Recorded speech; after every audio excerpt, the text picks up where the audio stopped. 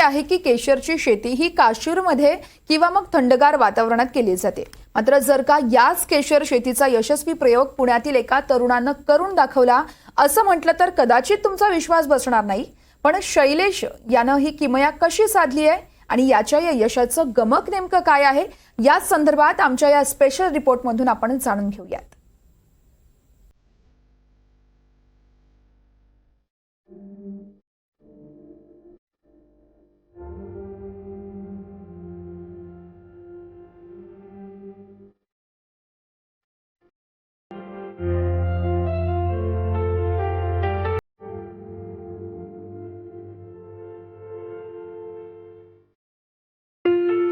केशरचं उत्पन्न काश्मीरमध्ये घेतलं जातं हे आपल्या सगळ्यांना माहिती आहे, पण ते नेमकं कसं घेतलं जातं याची आयडिया कोणालाही नाहीये।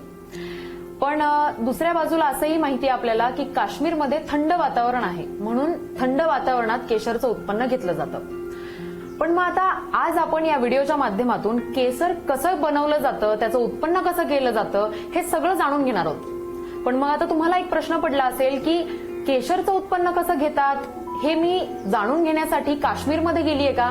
तर तसं नाहीये, मी आलेली आहे पुणे शहरात। तर आता तुम्हाला दुसरा प्रश्न पडलेला असेल की पुण्यात तर 40 ते 45 डिग्रीच्या आसपास तापमान असतं, मग एवढ्या गरम वातावरणात केशरचं उत्पन्न घेणं कसं काय शक्य आहे? तर शक्य आहे, होय। आता त्यामागे नेमकी काय ट्रिक आहे, त्याचं उत्पन्न पुण्यामध्ये नेमकं कोण घेतंय, ते कशा पद्धतीचं घेतलं जातं हे सगळं आपण जाणून घेणार आहोत। पुण्यात केशर फुलवण्याचा यशस्वी प्रयोग केलाय शैलेश मोडक यांनी। व्यवसायानं सॉफ्टवेअर इंजिनियर, पण कम्प्युटर प्रोग्रामिंगपेक्षा मन रमलं ते शेतातल्या चिखलमातीतच। पुण्यात केशराचं फूल उगवायचं चॅलेंज त्यांनी घेतलं आणि अख्खं काश्मीरच पुण्यात आणावं लागलं। केशर हे थंड याच्यात फ्लावरिंग सीझन जो असतो, म्हणजे फुलं येण्याचा जो टाइम असतो तो असतो विंटरचा, आणि तेव्हा तापमान खूप कमी लागतं। तेव्हा जनरली 5 डिग्री 4 डिग्री च्या आसपास लागतं। तर तो कंट्रोल करण्यासाठी आम्ही चिलरचा यूज केला। तुम्ही इथे बघत असाल तर एक चिलर वगैरे आपण यूज केलाय। तर तो चिलर काय करतो, हा तापमान ना कमी घेऊन जातो, राईट। आणि तुम्ही बघत असाल एक एसी पण यूज केलेला आहे, तो बॅकअपसाठी आम्ही यूज केला। तर तापमान कमी जास्त करण्यासाठी चिलर यूज केला। त्यानंतर दुसरा मेजर फॅक्टर जो असतो केशर उगवण्यासाठी तो असतो ह्युमिडिटी, म्हणजे आर्द्रता। हवेतली आर्द्रता ती प्रॉपर हवी, जेणेकरून की झाड प्रॉपर येईल ऍक्च्युली। तर ती आर्द्रता कंट्रोल करण्यासाठी ह्युमिडिफायर एक आहे डिव्हाइस, जे की आर्द्रता वाढवतं, आणि असं डिह्युमिडिफायर एक छोटे डिव्हाइस आहे जे की ह्युमिडिटी कमी करतं। काश्मीरमध्ये केशराच्या शेतीसाठी रात्री 6 ते 8 अंश तर दिवसाला 15 ते 20 अंश एवढं तापमान लागतं। तर पुण्यात थंडीमध्ये पारा 10 ते 15 अंशांपर्यंत असला तरी उन्हाळ्यात पारा 40 ते 42 अंशापर्यंत जातो।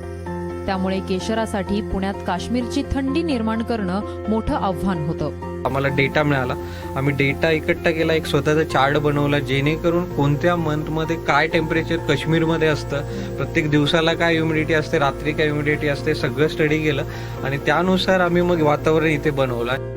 365 डी फार्म्स नावानं एका कंटेनरमध्ये हा केशरी प्रयोग सुरू झाला।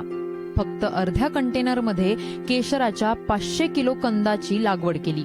जर हा व्हर्टिकल बार बघितला असेल तर याच्यात आपण खूप आता झाड दिसणार नाही, पण याच्यात खूप सारे झाड आपण ग्रो करतो एका याच्यात। आणि हे उभी शेती म्हणतात याला, आडवी नाही। आडवं पण करतात हॉरिझॉन्टल, पण दिस प्युअर व्हर्टिकल, म्हणजे हे 7 फुटामध्ये जवळजवळ 12 ते 15 झाडं बसतात। म्हणजे याची कॅपॅसिटी बघायला गेलं ना तर पूर्ण 8 बाय 40 स्क्वेअर फीट, म्हणजे 320 स्क्वेअर फीटच्या मध्ये ना आपण जनरली 4000 प्लस झाडं इथे ग्रो करतो। केशर म्हणजे मुळातच शाही प्रस्थ। बाजारात 1 ग्रॅम केशराची किंमत तब्बल 300 ते 350 रुपये।